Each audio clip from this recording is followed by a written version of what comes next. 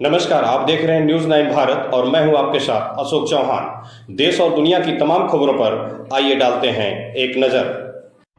जनपद मैनपुरी में आत्मदाह के असफल प्रयास से सनसनी फैली है।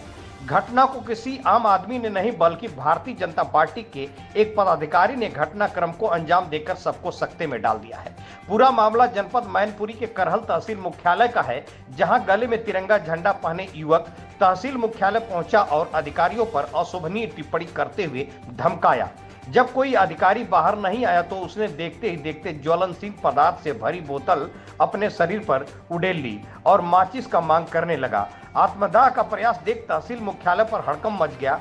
उप जिलाधिकारी गोपाल शर्मा की सुरक्षा में लगे पुलिस कर्मियों, कर्मचारियों, फरियादियों ने दौड़कर युवक से बोतल छीनी और समझा बुझाकर शांत कराया। युवक विक्रम सिंह ने खुद को भाजपा युवा मोर्चा का जिला मंत्री बताया है। भाजपा नेता ने एसडीएम करहल और लेखपाल पर जमीनों पर कब्जा कर भ्रष्टाचार करने का आरोप लगाया है। वहीं एसडीएम करहल ने खुद पर लगे आरोपों को निराधार बताकर लेखपाल पर जांच बैठाई है। एसडीएम गोपाल शर्मा ने तहसीलदार को जांच का आदेश दिए हैं। न्यूज 9 भारत के लिए रामकिशोर वर्मा की खास रिपोर्ट। इनका नाम विक्रम सिंह बताया जा रहा है और इनके द्वारा एक मांग पत्र प्रस्तुत किया गया था करीब 12 से 15 मांगों को लेकर के। उसमें कुछ मांगे पूर्ण कराई जा चुकी हैं, इनके बारे में इनको अवगत भी करा दिया गया था। कुछ मांगे ऐसी थी जिनका निस्तारण न्यायालयी प्रक्रिया से था, न्यायालयी प्रक्रिया के माध्यम से ही इनका निस्तारण कराया जा सकता था, जिसके बारे में इनके द्वारा कोई कार्रवाई नहीं की गई। और उन मांग के बेसिस पे यहाँ आकर के आज इस तरीके का कृत्य किया गया है जो अत्यंत निंदनीय है।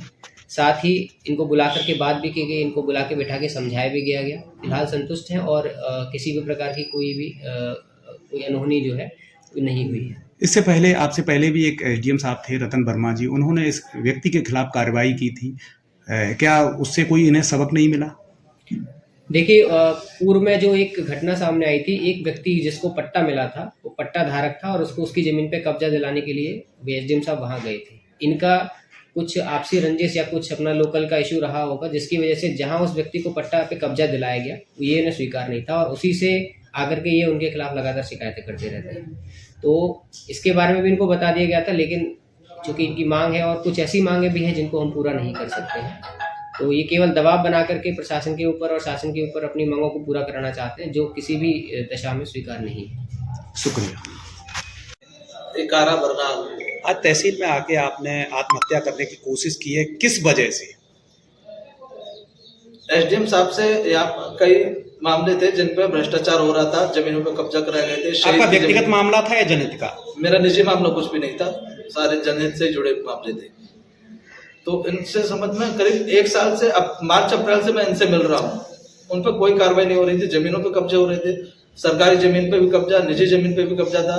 एक फर्जी लेखपाल है, वो वहां पर लूट मचा रख के पैसे लेता है और कब्जा कराता है। कई सारी शिकायतें। उप जिलाधिकारी पे आपने भ्रष्टाचार का आरोप लगाया। बिल्कुल बिल्कुल। किसी तरीके से किसी ने कोई भ्रष्टाचार करते हुए इनको देखा या कोई लेन देन हुआ है? किस आधार पे आपने कहा है?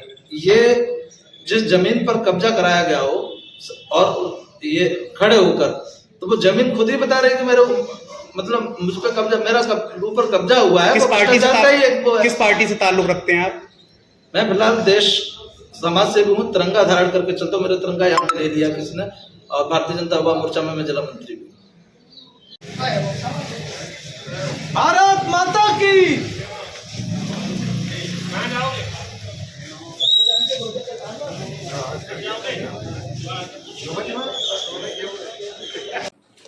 यहाँ खबरों का सिलसिला कभी नहीं थमता। सिर्फ और सिर्फ बने रहिए न्यूज 9 भारत पर। अब चाहूंगा इजाजत। नमस्कार।